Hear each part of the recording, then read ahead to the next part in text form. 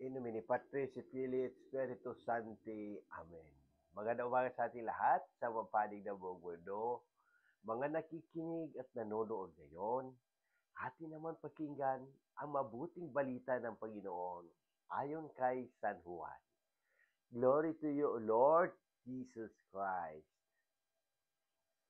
Madilim-dilim pa ng araw ng linggo, patakbong pumunta si Maria Magdalena kay Simon Pedro at sa alagad na mahal ni Jesus at sinabi sa kanila, kinuha sa libingan ang Panginoon at hindi namin alam kung saan dinala.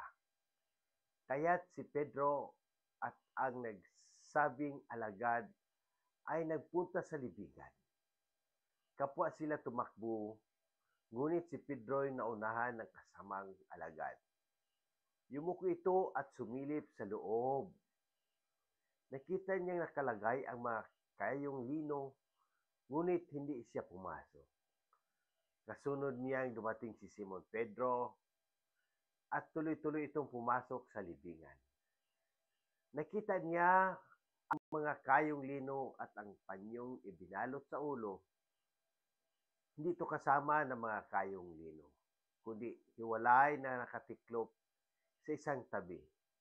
Pumasok din ang alagad na naunang dumating. Nakita niya ito at siya naniwala. Ang mabuting balita ng Panginoon. Praise to you, Lord Jesus Christ.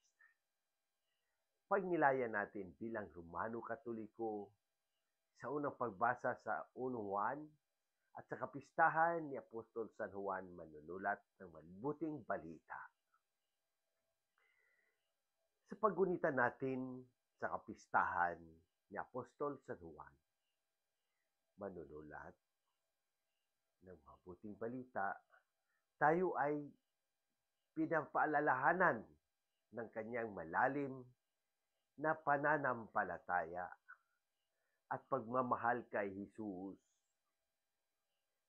Sa Ebanghelyo ngayong araw, makikita natin ang pagmamadali ni Maria Magdalena, Pedro at ang alagad na minamahal ni Jesus upang alamin ang katotohanan tungkol sa muling pagkabuhay. Ang eksenang ito ay puno ng damdamin, takot, pagdududa at sa huli, pananampalataya. Ang pananalig ng alagad na nakakita at naniniwala ay nagsisilbing hamon para sa ating lahat. Paano natin hinaharap ang mga pagkatataon tila nawawala ang presensya ng Diyos sa ating buhay? Ang panyong nakatiklop ay nagpapakita ng kaayusan at katiyakan ng plano ng Diyos. Hindi siya nagmamadali, hindi naguguluhan, at tiyak ang kanyang layunin. Ngayong panahon ng Pasko, paalala sa atin na si Jesus ang liwanag sa dilim. Tulad ng ginawa ni San Juan, naway magawa rin dating ipahayag ang mabuting balita ng kaligtasan sa pamamagitan ng ating buhay. Ang Pasko ay hindi lamang panahon ng selebrasyon, kundi pagkakataon din upang balikan ang ating pananampalataya at pagpagong loob. Manalangin tayo. Panginoon Diyos, tulad ni Apostol San Juan, naway matutunan naming magtiwala sa iyo ng lubusan. Palakasin mo ang aming pananampalataya, lalo na sa gitna ng mga pagsubok. Naway makita namin ang iyong presensya sa aming buhay, tulad ng alagad na nakakita at naniwala. Ipagkaloob mo sa buong sangkatauhan ang pag-asa, kapayapaan at pagkakaisa ngayong Pasko at sa darating na taon. Amen.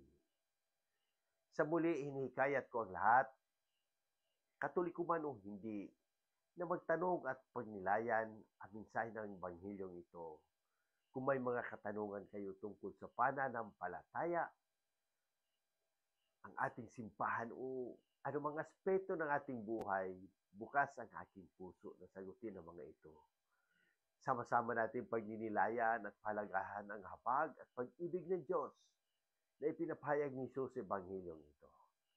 Sa pamamagitan ng ating mga gawain at salita, naway maging daluyan tayo ng habag at pagmamahal ng Diyos sa lahat ng tao. Amen. In nomine Patris et Filii et Spiritus Sancti. Amen. God bless!